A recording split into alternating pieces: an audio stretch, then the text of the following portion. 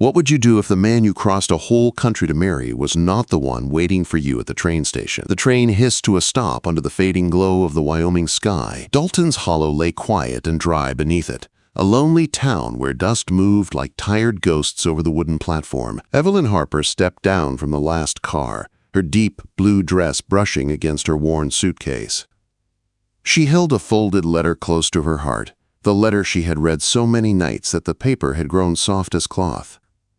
It carried the gentle words of Thomas McCall, a widower rancher who wrote about faith, rebuilding, and wanting someone to share his life with. Evelyn had believed every word. She had believed him. But the man waiting for her was not Thomas. A tall man leaned against a post, slick hair, sharp eyes, and a smile that did not reach his face. When he tipped his hat, something inside Evelyn twisted. "Miss Harper?" he asked. "Name's Jed. I'm Thomas's brother. He sent me to fetch you." Evelyn blinked. "Is Thomas unwell?" Jed shrugged. "He don't travel much, but he's expecting you." Something felt wrong, but she had traveled too far, trusted too deeply, to turn back now. So she followed Jed down the dusty road, unaware she was being led into a lie that would change everything. Evelyn had not always been a male bride. She once lived in Tennessee with parents who loved her, but a fire took them both in one terrible night. Her only aunt refused to take her in, sending nothing but a short telegram. So Evelyn walked. She walked until her shoes wore thin, and she reached Dalton's Hollow with no money, no family, and no welcome. She worked at Miss Gentry's boarding house for 6 long months. The days were hot and endless, the kind that stuck to the skin and made the hours stretch. She scrubbed floors, washed dishes, and served stew to cattlemen who never bothered to speak her name. Nights were quiet, except for the wind sliding through the attic walls, and the loneliness pressed heavy on her chest. People whispered about her. "She ain't one of us. She must be running from something. Pretty girl like that brings trouble." But Evelyn kept her head high. Then, one dry Tuesday morning, a letter came. "Miss Evelyn Harper, care of Dalton Boarding House." Her hands shook as she opened it. The words inside felt warm, kind, honest. Thomas wrote about watching the stars from his porch, about losing his wife, about trying to believe in hope again. He had heard of Evelyn through a friend of a friend, and he wanted to write more. She wrote back. One letter became 6, then 10. She began to smile again. She began to hope again. When he asked her to come be his wife, she packed her 2 dresses, her worn Bible, and tied every letter with a ribbon. She left before sunrise, heart full of dreams.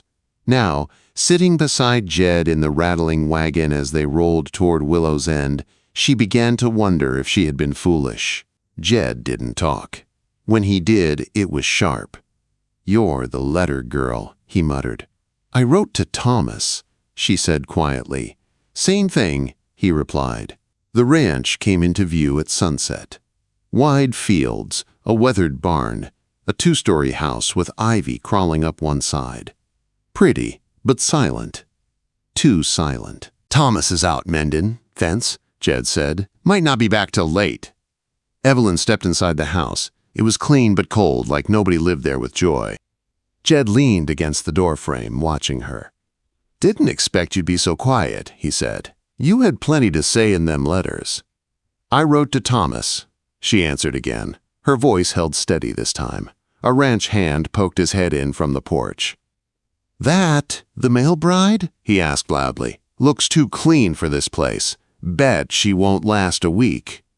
Evelyn's cheeks burned. Jed didn't defend her. "You can stay upstairs," he said instead. "Thomas will decide things later." She lay awake on the narrow bed, listening to the night sounds.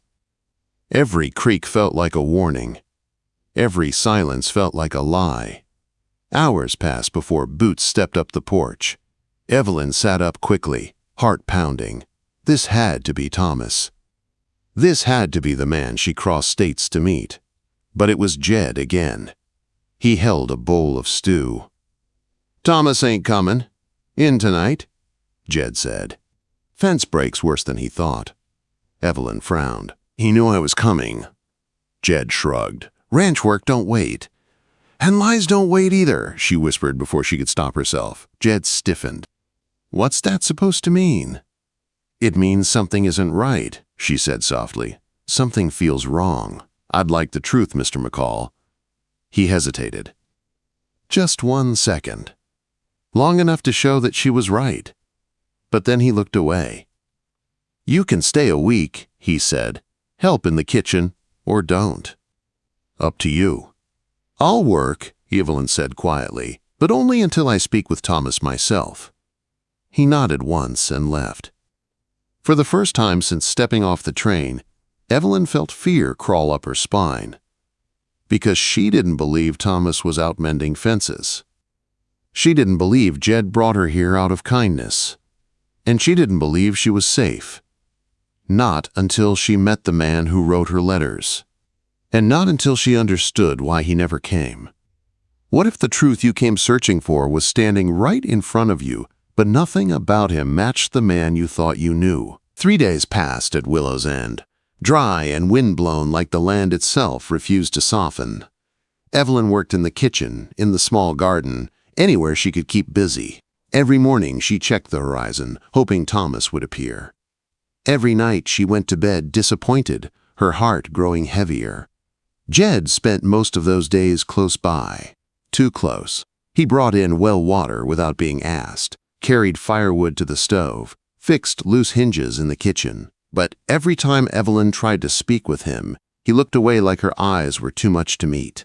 They moved around each other in tight, careful circles, saying little but feeling every moment.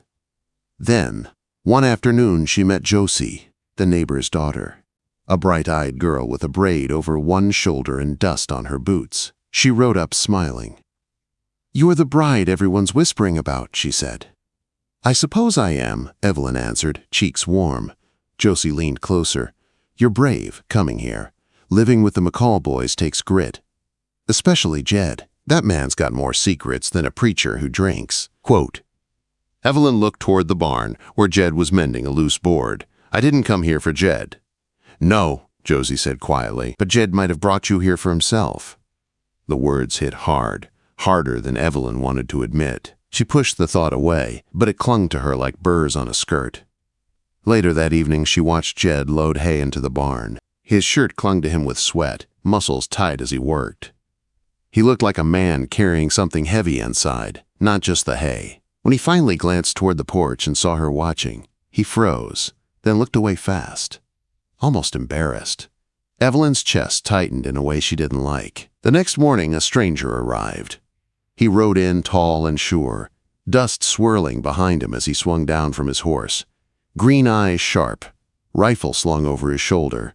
He scanned the ranch like he owned it. "Where's my brother?" he asked. Evelyn blinked. "Your brother?" Quote. He stepped closer and tipped his hat. "Thomas McCall, and you must be Evelyn." Her breath caught. "You're Thomas?" "Sure am." Quote. The name hit her like a stone. She had imagined meeting him in a dozen soft ways, but this man looked nothing like the gentle voice from the letters. His eyes were cold, calculating. His smile was thin. "I expected you sooner," she said softly. Thomas smirked. "Didn't see the need. Figured Jed had either scared you off or talked you into staying, one way or another." He turned and walked toward the house without another word. That night, Evelyn sat stiffly across from him at the kitchen table. Jed stood nearby, arms crossed, face tight. "I came because of your letters," Evelyn said. Thomas shrugged. "I wrote what I had to. Needed help around the ranch. Figured saying less honest things might make it easier." Her stomach dropped. "So it was never about marriage?" Thomas scoffed. "Marriage? This is a ranch, Miss Harper. I don't need romance. I need hands that work." The words cut deep. "I'm not livestock." Thomas pushed back his chair. "Then you can leave. Wagon comes through in 2 days." Jed stepped forward. "Tom, that's enough." Thomas ignored him. "Should have known better than to trust a stranger's pen. This ain't a fairy tale." He walked out, the door slamming behind him. Evelyn sat frozen, breath shaking. Jed took a step closer.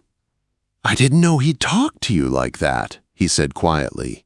But you did know, she whispered. You knew the letters weren't honest. You knew I came here expecting something real. Jed swallowed hard. I didn't think you'd stay long. I didn't think you'd care. You didn't think I mattered, she said, voice cracking. He looked away. I cared. More than I should have. Please leave, she whispered. I don't want to see you right now. Jed hesitated, jaw tight with something like regret, then turned and walked out. The days after that dragged by in heavy silence. Evelyn packed her case slowly, unsure whether she would stay or leave. Thomas avoided her. Jed vanished into the far fields. The ranch hands kept their distance. Then one evening she heard raised voices behind the barn. She slipped around the corner and froze. Jed stood face to face with a man covered in road dust, a scar slashing across his jaw. You owe? The man growled. And my patience is gone. I told you, Jed said, voice low. I'm working on it. The man shoved a sealed envelope into Jed's chest. 2 weeks. Or we come back. He mounted his horse and rode off. Jed stood there breathing hard. Evelyn stepped out. How much do you owe? He flinched at the sound of her voice. You shouldn't be here. Who was he? Jed ran a hand through his hair. Someone from before. Before the ranch. Before I tried to be a better man. You dragged me into a lie, she said, voice trembling. And now, into danger. His eyes met hers, filled with something raw. I never wanted to hurt you. But you did, she said sharply. And you didn't trust me enough to tell the truth. I was trying to protect you. No, she said, you were trying to protect yourself. Her words cut through him like a blade. I'm leaving, she whispered, not because of Thomas, because of you. He stepped forward, hand reaching. Evelyn, don't, she said. Don't say my name until you decide what kind of man you want to be. She walked away, tears burning her eyes. Jed didn't follow. He just stood there in the fading light, watching her leave, knowing he had caused the one thing he feared most. Losing her. What if the moment you walked away was the moment he finally realized he couldn't live without you? The sky darkened fast that afternoon. Thick gray clouds swept across the hills like a warning. Evelyn was in the barn gathering tools when thunder cracked so loud it shook the walls. Horses stomped nervously, snorting and shifting as wind pushed through the cracks. She hurried outside and saw ranch hands running across the yard, trying to secure tarps before the storm hit full force. Then she spotted Jed in the pasture, waving at a younger hand near the south gate. The ground was already soft from the first drops of rain, the soil dark and slippery. A post snapped. The gate gave out. A frightened horse bolted through the break, and Jed went after it. Evelyn dropped everything and ran. By the time she reached the rise, Jed was down in the mud, pinned beneath the heavy gate that had fallen with the panicked horse. His face was streaked with dirt and blood, his breath short. Jed! She cried, skidding to her knees beside him. He coughed, dizzy. I'm fine. You're not fine, she said, voice shaking. Don't move. She planted her feet and lifted one side of the gate. It didn't budge. Pain shot through her arms, but she pushed harder. A ranch hand rushed over, and together they freed Jed, dragging him into the barn just as the sky opened up and rain poured in sheets across the ranch. Inside, Evelyn pressed a cloth to his forehead, her hands trembling as she cleaned the dirt from his skin. You always run head first into trouble, she muttered. He gave her a weak smile. Only when I'm trying to forget things. She paused. Forget what? His eyes opened slowly, tired but honest. The way you looked at me that night, before everything fell apart. Her breath caught. Jed. He took a slow breath, wincing at the pain in his ribs. I was a fool. I let my shame speak louder than my heart. I thought you deserved better. Why didn't you stop me from leaving? She whispered. Because I thought you'd be safer without me, he said. Everyone I care for ends up hurt. You don't get to decide that, she said softly. For a long moment they just looked at each other. No anger, no walls. just two hearts too bruised to hide anymore. Jed reached out, fingers brushing hers. "I'm sorry, Evelyn." "For the letters. For the lies I kept quiet. For all of it." She hesitated, then took his hand. Warm, unsteady, human. The barn seemed to fade into silence, the storm a distant roar. Evelyn lowered her forehead against his, their breath mingling in the dim light. Neither spoke. They didn't need to. Something had changed. Quiet, gentle, but strong enough to hold on to. 3 days passed after the storm. Jed healed slowly but kept his distance. He spoke less, looked away more. And Evelyn felt the weight of every mile between them. The gossip in town grew louder. Women whispered behind their hands. Men smirked. Some called her McCall's mistake. Others said she'd run off soon anyway. Then came Henry Langley, the banker's son. Too polished, too sure of himself. "You deserve better," he told her behind the mercantile. "Jed McCall is trouble. He's selling the ranch. Asked my father to handle the deal." Evelyn froze. "Selling?" Henry nodded. "Asked for an evaluation yesterday."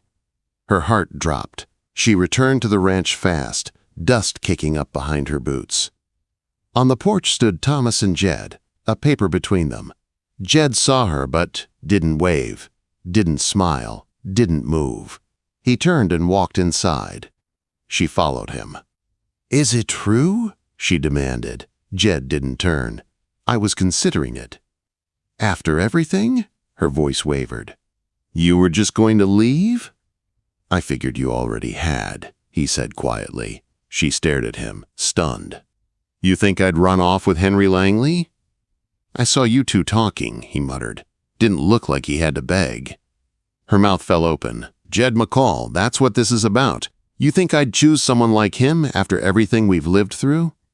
Jed didn't answer. Her voice softened. "You said you were scared, but this isn't fear. This is running." He flinched. "You're proving what everyone said about me," she whispered. "That I don't belong anywhere." Then she stepped back. "If you don't want me here, say it." Jed's jaw tightened. "I don't want you hurt by me." "That's not an answer," she said. "That's fear talking again." She walked out the door, leaving the ranch behind her. This time, he didn't chase her, but the look in his eyes broke something deep inside him. Jed lasted barely 2 days. He didn't sleep, didn't eat. The ranch felt like a hollow shell. Everything Evelyn touched felt empty without her. He saw her shawl draped over a chair and nearly broke. Finally, before dawn, he saddled his horse and rode hard to the boarding house where she stayed. Through the window, he saw her sitting on the edge of the bed, hands folded tight in her lap, eyes red from crying. He knocked. Evelyn opened the door slowly. "Why are you here?" Jed swallowed hard. "Because I finally read your letter." She tensed. He held the creased page in his hand. "You wrote that you didn't want a man to save you. You wanted someone who would stand with you, someone who wouldn't run." He stepped closer. "I ran, Evelyn. I've been running since the day I met you." She looked away, fighting tears. "I sold the ranch deal back," he said quietly. "Told Langley's father it's not for sale." Her breath hitched.